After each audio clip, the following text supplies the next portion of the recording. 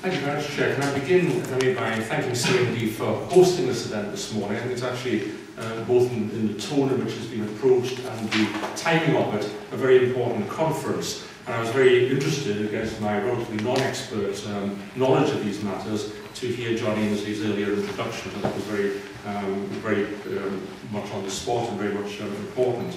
Now, I hasten to say I've got no inside information about the partnership agreement, the meaning of it, or anything of that sort. This will, I think, emerge over time, and there will be both, I suppose, internal party interest in this and external debate as well. But I think it is important, not just important, but necessary, to begin by recalling the fact that both the Labour and Conservative parties are committed to the renewal of Trident, notwithstanding Bill Butler's personal observations earlier on. This was the underlying reality as we went into the election, and it remained the underlying reality as we came out the other end, through the remarkable events that led to the formation of the Liberal Democrat Conservative coalition earlier this week. Now, the Liberal Democrats campaigned against the renewal of Trident, and we remain against the renewal of Trident. We did so for two main reasons. We argued it was both unnecessary and that it came with an unnecessary price tag. It is in fact a weapon for the wrong wars, as has been touched on before. The Cold War is over, and today's threats to our national security come not from hugely overarmed superpowers, but from rogue regimes and terrorist groups, and indeed from accident as well. There's also a background of inadequate equipment for our troops on the front line in Afghanistan, which appears to have contributed not insignificantly to the death toll there as well. And the Ministry of Defence had, under the Labour government, a significant budget crisis, which is not likely to get much better in the current scenario that we face. So we've now got a new government and a historic coalition, which gives, as has been touched on, Liberal Democrats a part in government for the first time at the UK level, at least for 70 years. Now, I do have to say it's not been my lifetime's ambition to put a Tory government into power, any more than it was my lifetime's ambition to put a Labour government into power in 1999 in Scotland, when we had the equivalent negotiators at that time. And I have to confess it does take a little bit of time to adjust to the new position that we actually face. But I've got no hesitation saying the Liberal Democrat Conservative government is a far, far better prospect on all fronts, including defence policy, than any of the alternatives. But it's perhaps nevertheless one of the trickier jobs I've had in a long time to speak at a CND conference entitled Trident, the first thing to cut, when the new government has indeed committed itself specifically to maintain Britain's nuclear deterrent. I do want to talk, as I was asked to do when the invitation came to me before the election, about the opportunities that the new government and the partnership agreement open up for progress on the issue of Trident and of nuclear disarmament.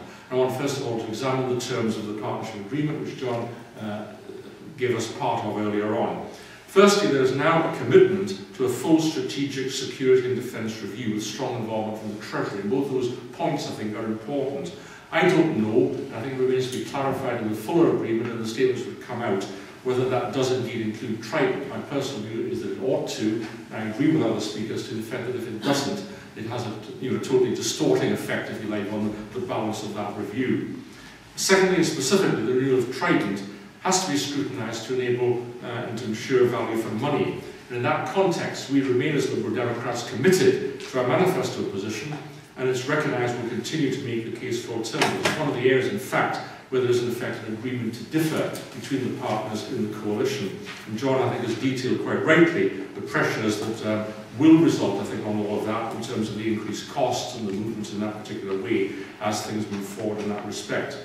Thirdly, the government is committed to playing a strong role in the current Nuclear Non-Proliferation Treaty Review Conference. I listened with some interest to Bill Kidd's observations on that and what I can describe as the interregnum period, I think it's fair to say. And I hope that will in fact change. Now there's a bit more clarity about the direction of travel in this regard, and that we will in fact continue, as the partnership agreement says, to press for continued progress on multilateral disarmament.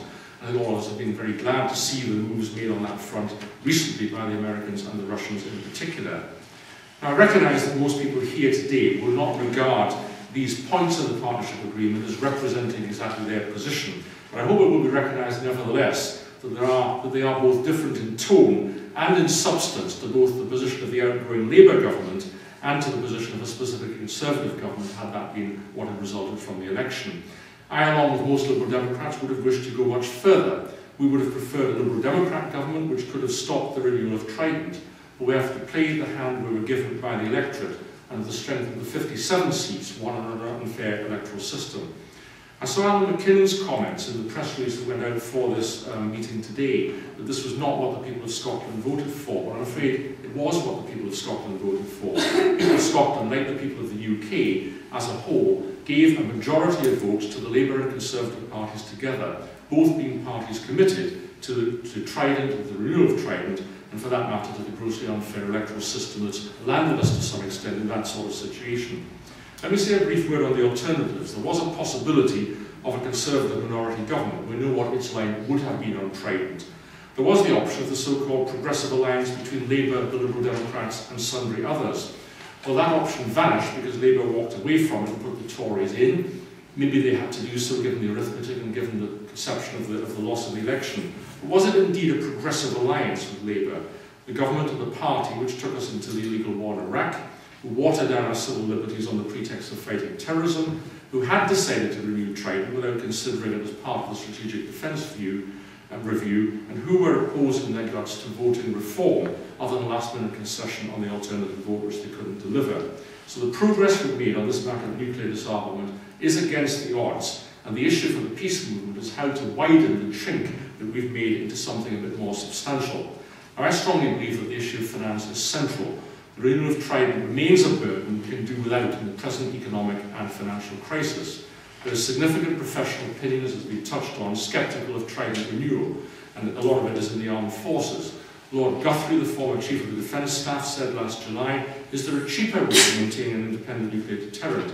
Extending life of the current system, exploring alternative delivery systems might save us billions without losing the value of deterrence against aggressive small states. That was his specific view. A letter of 3 other senior generals to the Times said, rather than perpetuating Trident, the case is much stronger for funding our armed forces with what we need to meet the commitments actually laid upon them. In the present economic climate, it may well prove impossible to afford both. Now that's, if you like, against the background that was perhaps arguably static at that point. What we've now got, as John Ainsley I think validly pointed out, is upward pressures on the budget against the background, obviously, of significant problems with regard to being able to reduce the deficit. And there are mechanisms in the coalition agreement, therefore, which can be used to undermine the case for Trident renewal and to chip away at the issue of costs. And I think the timing of the decision of the initial gate matter, as has been touched on already, and information about costs are probably the most obvious directions of travel we should be trying to build on. The new government and the coalition agreement do open up new possibilities for progress. It is a possibility, I think, for us to take the opportunity to move and to help move defence policy away from outmoded Cold War concepts. That's the challenge for all of us who believe in nuclear disarmament. But progress won't be, and it's a horrible way to put it, one big bang. That's the wrong phrase, obviously, in the circumstances. It will be progressive, and it will be over time, and it will be over a period, it will be over making the argument. I'd make one final point for me. The issue of Britain's position on this is important, but in the international context, it's small beer. There's a sort of almost an imperialist delusion about all of this, that if Britain gives up its own nuclear deterrent, that in a way, if you like, solves the problem internationally. There isn't actually a great gain for world peace in that respect by the UK alone cancelling Trident, while France and Pakistan and Israel and others remain as nuclear states, and Iran and North Korea remain unpredictable. Far less while the USA and Russia continue to have stockpiles which are far, far greater than anything we're talking about in this context. And while we approach these matters from a unilateral or from a multilateral perspective, international disarmament, which is able to be effectively policed, is the ultimate goal. I really don't think we ought to ignore just what the challenges are and how we deal in this respect with rogue states. It's a slightly wider point, but I think it's one that the peace movement has to deal with as well. I think we live in interesting times in this regard. I think there are a number of opportunities for taking these things forward, but I think, as has rightly been said, the position of the government, I think, has to be pushed and tested on some of these matters. There are people who have got statements that have been made before, Nick Harvey and others have been touched on, who I think can be, if you like, approached and lobbied and made use of in this connection. But I think it remains to be seen as how far this will get us. But I think the chinks are there, the opportunities are there, and I think people need to use an intelligent and sophisticated approach towards moving these matters forward. Thank you very much for having the opportunity to speak to you this morning.